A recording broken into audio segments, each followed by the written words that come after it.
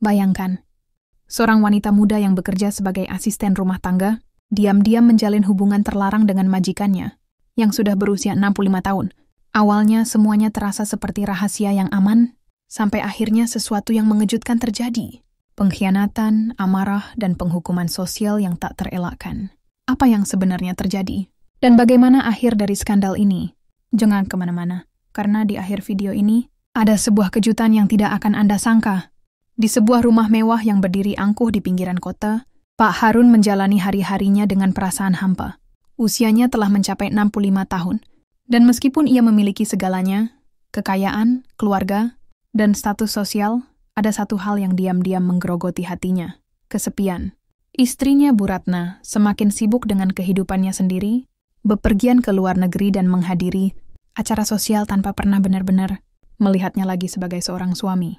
Anak-anak mereka sudah dewasa dan punya kehidupan masing-masing, meninggalkannya dalam rumah megah yang terasa semakin kosong. Di tengah kehampaan itu, ada satu sosok yang diam-diam membawa kehangatan yang tak lagi ia rasakan. Jumsih, seorang gadis berusia 25 tahun yang bekerja sebagai asisten rumah tangga di kediamannya. Jumsih bukanlah perempuan yang luar biasa cantik atau berpendidikan tinggi, tetapi ada sesuatu dalam dirinya yang mengusik hati Pak Harun. Cara gadis itu tersenyum. Cara ia merawat rumah dengan ketulusan, dan bahkan sekadar tatapan matanya yang lembut, semua itu perlahan-lahan membangkitkan sesuatu dalam diri. Pak Harun yang sudah lama mati rasa, awalnya semua terasa biasa saja. Pak Harun hanya melihat Jumsih sebagai seorang pekerja, seseorang yang ada di rumah untuk melayani keluarganya. Namun hari-hari berlalu, dan perhatiannya kepada gadis itu semakin sulit ia kendalikan. Saat Bu Ratna sedang bepergian, ia mulai menghabiskan lebih banyak waktu berbicara dengan Jumsih, bertanya tentang hidupnya, keluarganya, dan harapan-harapannya. Gadis itu dengan polosnya menjawab tanpa curiga, menikmati perhatian yang diberikan majikannya. Namun, semakin sering mereka berbicara, semakin dalam ikatan yang terbentuk di antara mereka. Tatapan mereka menjadi lebih lama, sentuhan-sentuhan kecil yang tak disengaja mulai terjadi, dan Pak Harun merasakan sesuatu yang berbahaya mulai menyusup ke dalam pikirannya. Ia tahu ini salah, ia tahu batas yang tak seharusnya dilanggar. Tetapi ketika Jumsih tersenyum padanya dengan mata yang penuh kehangatan, sesuatu yang tak lagi ia temukan dalam pernikahannya, logikanya mulai goyah. Suatu sore, hujan turun dengan deras. Listrik di rumah padam, menyisakan hanya cahaya lilin yang berkelap-kelip di ruang tamu. Pak Harun duduk di sofa, dan Jumsih datang membawakan teh hangat. Saat gadis itu menyerahkan cangkir kepadanya, jemari mereka bersentuhan, dan entah mengapa, tak satu pun dari mereka menarik tangan lebih dulu. Dalam heningnya malam itu, dalam suara hujan yang membasuh jendela, sesuatu yang seharusnya tak boleh terjadi mulai tumbuh di antara mereka. Hari demi hari berlalu, dan hubungan mereka semakin dalam. Mereka mulai mencari alasan untuk berada di ruangan yang sama, mencuri-curi waktu di antara kesibukan rumah tangga. Pak Harun mulai memberikan perhatian lebih, menanyakan apakah Jumsih sudah makan, apakah ia kelelahan, apakah ada yang membuatnya sedih. Jumsih, yang selama ini hanya bekerja tanpa pernah mendapatkan perhatian dari siapapun, mulai merasa dihargai. Namun di balik semua itu ada ketegangan yang tak terelakkan. Jumsih tahu ia hanya seorang pembantu, dan Pak Harun tahu ia seorang suami dan ayah. Namun ketika mereka bertemu di koridor rumah pada larut malam, ketika mata mereka saling menangkap keinginan yang tak terucap, semua batasan itu terasa kabur. Malam itu, ketika seluruh rumah sudah terlelap, Pak Harun melangkah ke dapur untuk mengambil air minum. Di sana, ia menemukan Jumsih sedang mencuci piring, rambutnya terurai sedikit basah karena percikan air. Ia berdiri di ambang pintu, memperhatikan gadis itu dengan tatapan yang tak seharusnya ia miliki. Jumsih menoleh, dan mereka bertatapan cukup lama hingga jantung keduanya berdegup lebih cepat. "Ada yang bisa saya bantu, Pak?" Suara Jumsih nyaris berbisik, seolah sadar akan ketegangan di udara. Pak Harun tidak menjawab. Ia hanya melangkah mendekat, semakin dekat, hingga ia bisa merasakan aroma sabun yang masih menempel di tangan gadis itu. 1 detik, 2 detik. Dan kemudian semuanya pecah dalam keheningan yang terlalu berbahaya. Pagi itu terasa berbeda. Pak Harun terbangun dengan perasaan bercampur. Aduk, antara penyesalan dan keinginan yang lebih besar. Ia duduk di tepi ranjangnya, mengusap wajah dengan tangan gemetar. Ia telah melampaui batas, dan ia tahu ini adalah awal dari kehancuran. Jumsih, di sisi lain, merasa ketakutan luar biasa. Sinakebs menghindari tatapan Bu Ratna, yang walaupun tidak tahu apa yang telah terjadi, mulai merasakan sesuatu yang aneh. Kecurigaan mulai tumbuh di dalam rumah, dan Jumsi merasakan tekanan yang semakin berat. Bu Ratna memperhatikan suaminya yang tiba-tiba lebih sering di rumah. Ia melihat bagaimana Pak Harun sesekali mencuri pandang ke arah Jumsi. Bagaimana pembantunya itu tampak lebih gugup dari biasanya. Sebagai seorang wanita yang telah hidup puluhan tahun dengan Pak Harun, ia tahu ada sesuatu yang disembunyikan.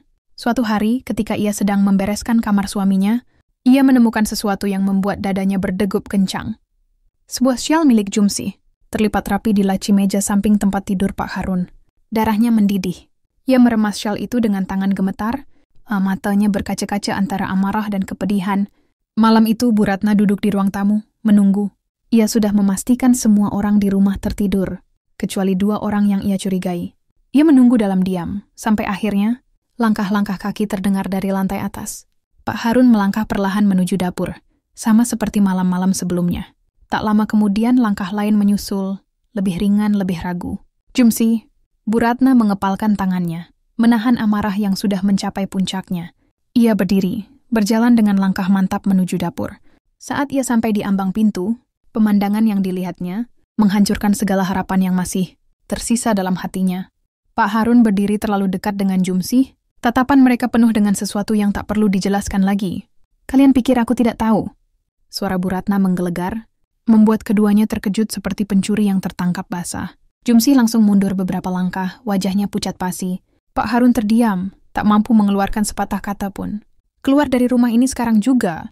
Suara Bu Ratna bergetar, bukan hanya oleh kemarahan, tetapi juga oleh rasa sakit yang tak terkatakan. Dan malam itu, dalam hitungan detik, hidup Jumsi berubah selamanya.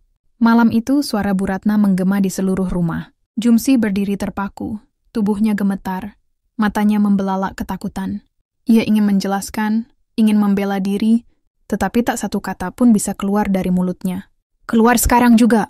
Bentah Bu Ratna, matanya merah oleh amarah dan air mata yang tertahan.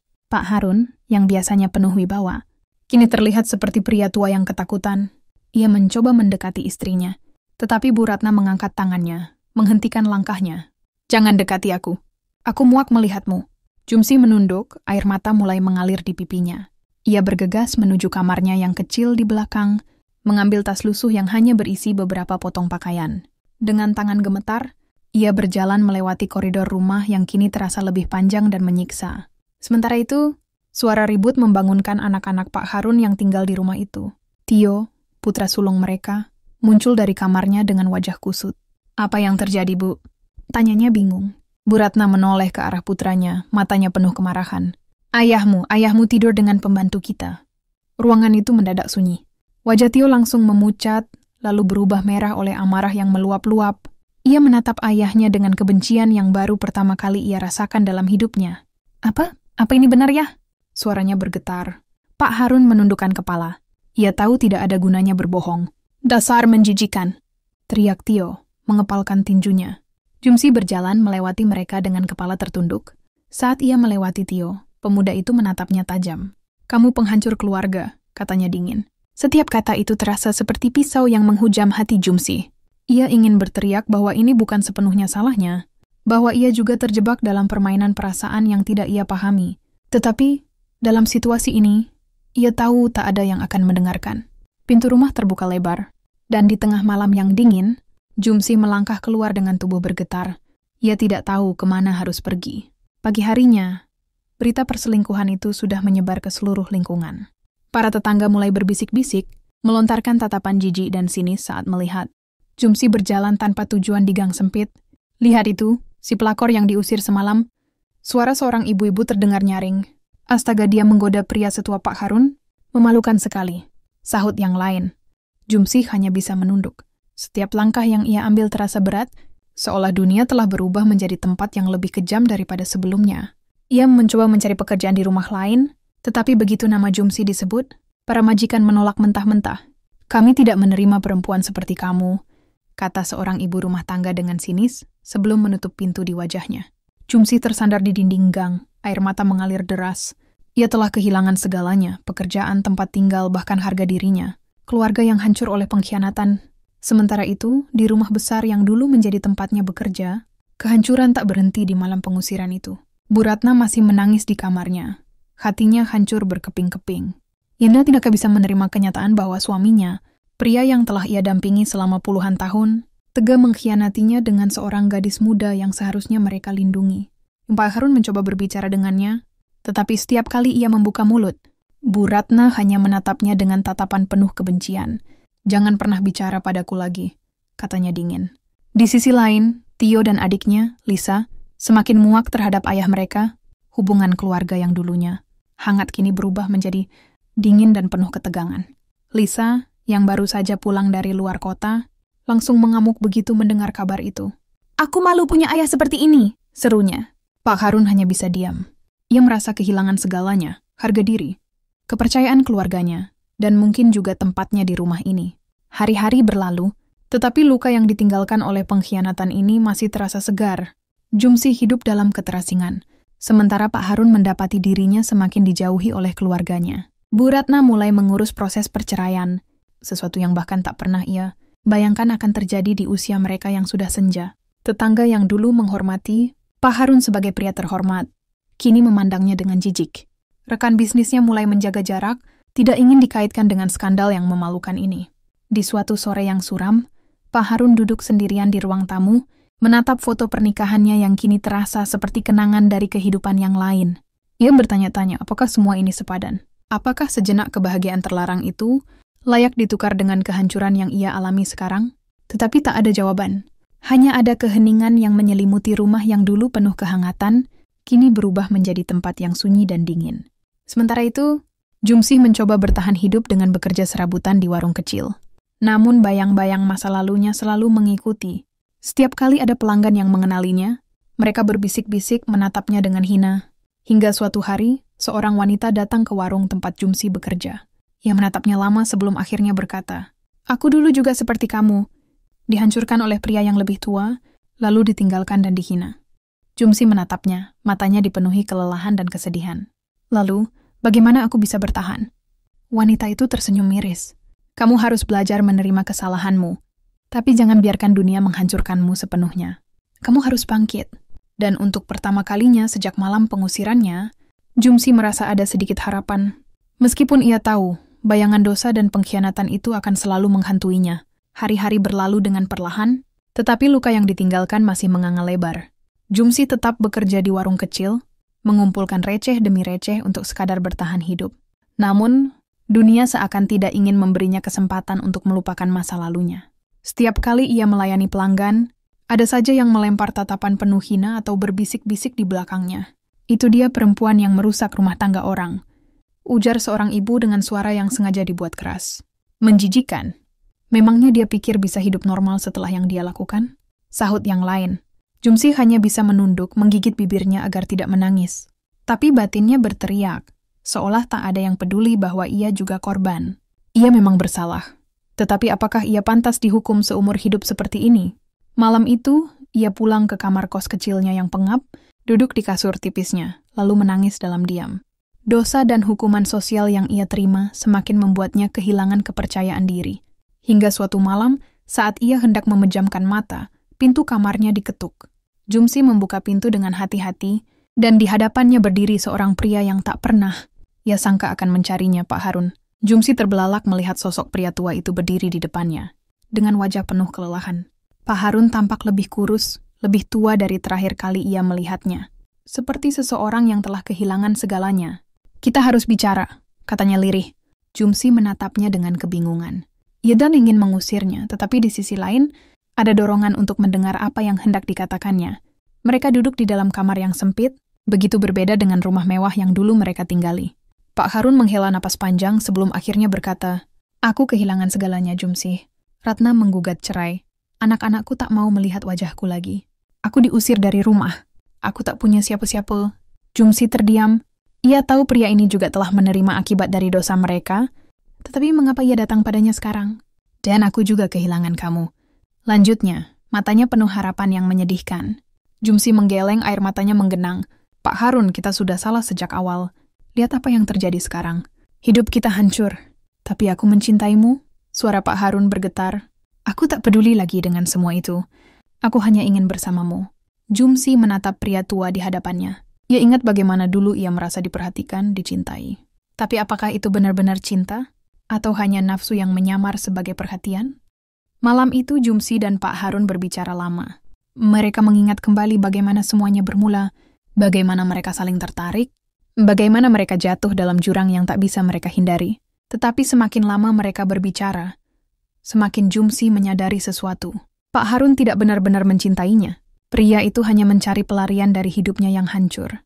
Ia ingin tempat bernaung, seseorang yang bisa menerimanya ketika semua orang menolaknya. Dan Jumsi tidak ingin menjadi tempat pelarian itu. "Aku minta maaf, Pak," ucapnya lirih. "Aku tidak bisa bersamamu. Aku tidak mau hidup dalam bayang-bayang masa lalu kita." Pak Harun menatapnya dengan putus asa. "Kamu serius?" Jumsi mengangguk. Ada rasa sakit dalam hatinya, tapi ia tahu ini adalah jalan yang harus ia ambil. "Kita sudah menerima hukuman kita masing-masing. Sekarang biarkan aku mencari jalanku sendiri," tambahnya. Pak Harun menundukkan kepala. Ia tahu tak ada yang bisa ia lakukan lagi. Setelah pertemuan itu, Pak Harun benar-benar menghilang. Ada kabar bahwa ia tinggal di sebuah kontrakan kecil di pinggiran kota, hidup sendiri tanpa keluarga. Sementara itu, Jumsi mencoba bangkit. Ia pindah ke kota lain, mencari pekerjaan baru, dan berusaha melupakan semua yang telah terjadi. Namun, meski ia pergi jauh, bayangan masa lalunya tetap menghantuinya. Setiap kali ia menatap dirinya di cermin, ia melihat seorang wanita yang telah melakukan kesalahan besar, yang telah belajar dengan cara paling menyakitkan bahwa cinta tidak selalu datang dalam bentuk yang benar. Di sisi lain, keluarga Pak Harun tidak pernah benar-benar pulih. Bu Ratna menjalani kehidupannya dengan hati yang penuh luka, meskipun ia mencoba menunjukkan bahwa ia baik-baik saja di depan orang lain. Anak-anak mereka, meski tetap berusaha maju, selalu menyimpan kebencian terhadap ayah mereka. Kehancuran yang ditinggalkan oleh perselingkuhan itu tidak bisa diperbaiki. Bertahun-tahun kemudian, Jumsih telah membangun hidupnya sendiri. Ia menikah dengan seorang pria baik yang mencintainya dengan tulus, bukan karena ia adalah pelarian, tetapi karena ia adalah dirinya sendiri. Namun, meskipun hidupnya telah membaik, ada malam-malam di mana ia terbangun dari tidur dengan hati berdebar, mengingat kembali semua yang telah ia lalui. Ia pernah mencintai seseorang yang salah. Ia pernah menghancurkan hidup orang lain, meskipun tanpa niat. Dan ia pernah dihukum oleh dunia dengan cara yang begitu kejam. Tapi satu hal yang ia pelajari dari semua itu adalah bahwa setiap orang bisa berubah. Setiap orang berhak mendapatkan kesempatan kedua. Dan ia telah memanfaatkannya dengan baik. Di suatu pagi yang cerah, saat Jumsi duduk di teras rumahnya, menikmati secangkir teh, ia melihat seorang pria tua berjalan perlahan di trotoar. Hatinya berdebar saat ia mengenali sosok itu. Pak Harun. Ia tampak lebih tua, lebih ringkih, dengan rambut yang hampir seluruhnya memutih. Ada kesedihan dalam langkahnya, seolah ia telah menjalani hidup dalam penyesalan yang tiada akhir. Jumsi tidak tahu apakah pria itu melihatnya atau tidak. Tapi saat mata mereka bertemu sesaat, Pak Harun tersenyum kecil, lalu kembali melanjutkan langkahnya. Dan saat itu, Jumsi mengerti bahwa mereka telah menjadi dua orang asing yang pernah saling menyakiti, pernah saling mencintai dalam cara yang salah, tetapi akhirnya menemukan jalan masing-masing. Kehidupan tidak selalu memberi akhir yang sempurna, tapi kadang kesempatan untuk memulai lagi adalah akhir yang terbaik yang bisa kita harapkan. Setelah pertemuan sekilas itu, Jumsih tidak bisa menghilangkan bayangan Pak Harun dari pikirannya. Ada sesuatu dalam tatapan pria itu yang membuat dadanya terasa sesak, sebuah penitran yang tak terucapkan. Sebuah perpisahan yang tak pernah benar-benar tuntas. Malam itu, saat suaminya sudah tertidur, Jumsi duduk sendirian di ruang tamu, menatap langit-langit sambil mengingat semua yang telah terjadi. Ia bukan lagi gadis naif yang dulu tergoda oleh perhatian seorang pria yang lebih tua. Ia telah tumbuh, telah belajar, telah menata ulang hidupnya. Namun, luka lama tetap ada, tersimpan di sudut hatinya seperti noda yang tidak bisa dihapus sepenuhnya. Mungkin begitulah hukuman sejati, bukan sekadar hinaan atau pengucilan, tetapi bayangan masa lalu yang terus mengikuti. Meski ia sudah mencoba berjalan sejauh mungkin. Beberapa hari kemudian, Jumsi mendengar kabar dari seorang kenalan lama. Pak Harun jatuh sakit. Ia tinggal di sebuah rumah kontrakan kecil di pinggiran kota, sendirian tanpa ada keluarga yang merawatnya. Anak-anaknya menolak untuk menemuinya, dan Bu Ratna telah benar-benar menghapusnya dari hidupnya. Jumsi merasa ada sesuatu yang menusuk hatinya saat mendengar kabar itu. Indra kamu mendaing apakah itu rasa bersalah, rasa kasihan, atau sekadar nostalgia terhadap seseorang yang dulu pernah ia cintai dengan cara yang salah. Suaminya menyadari perubahan sikapnya. Ada yang mengganggu pikiranmu? Tanyanya suatu malam. Jumsi ragu sejenak, tetapi akhirnya ia berkata jujur, aku mendengar kabar tentang seseorang dari masa laluku. Suaminya terdiam sejenak, lalu tersenyum lembut. Kadang menutup masa lalu bukan berarti kita harus melupakannya. Kalau kamu merasa harus melakukan sesuatu, lakukanlah. Kata-kata itu membuat hati Jumsi semakin bimbang. Haruskah ia menemui Pak Harun? Akhirnya, setelah berhari-hari berpikir, Jumsi memutuskan untuk pergi. Saat ia tiba di rumah kontrakan kecil itu, ia menemukan Pak Harun duduk di kursi tua, menatap kosong keluar jendela. Tubuhnya tampak lebih kurus, wajahnya pucat dan penuh kerutan yang mencerminkan hidup yang penuh penyesalan. Ketika ia menyadari kehadiran Jumsi, mata pria tua itu melebar sedikit, lalu sebuah senyum lemah muncul di wajahnya. "Kamu datang." Jumsi duduk di sampingnya. Tidak ada kata-kata yang langsung keluar, hanya keheningan yang berat di antara mereka. "Aku tidak menyangka akan melihatmu lagi," kata Pak Harun akhirnya, suaranya lemah. Jumsi menelan ludah. "Aku dengar kabar tentangmu.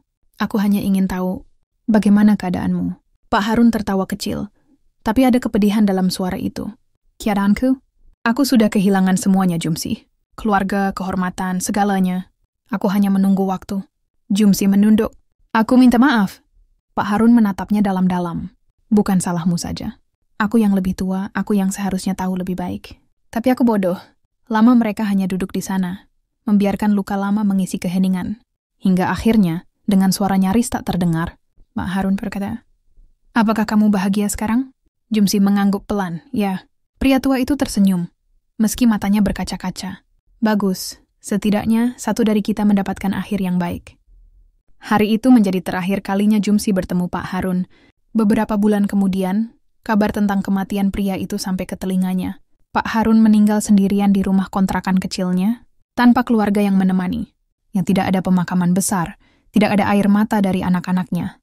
Hanya segelintir orang yang mengenalnya di lingkungan baru yang mengurus jasadnya. Jumsi tidak datang ke pemakamannya, tetapi saat malam tiba, ia menyalakan lilin kecil di rumahnya, mengenang pria yang pernah menjadi bagian dari hidupnya. Bagian yang pahit, salah tetapi tetap meninggalkan jejak. Ia tidak membenci Pak Harun, tetapi ia juga tidak bisa menghapus apa yang telah terjadi. Mereka telah memilih jalan mereka masing-masing, dan takdir telah memberikan hukuman yang pantas untuk masing-masing dari mereka. Malam itu Jumsi menatap langit dan berbisik pelan, "Semoga kau menemukan kedamaian." Waktu terus berlalu, dan lambat laun, kenangan tentang Pak Harun mulai memudar. Bukan hilang sepenuhnya, tetapi tertinggal sebagai bagian dari sejarah yang tidak perlu diulang.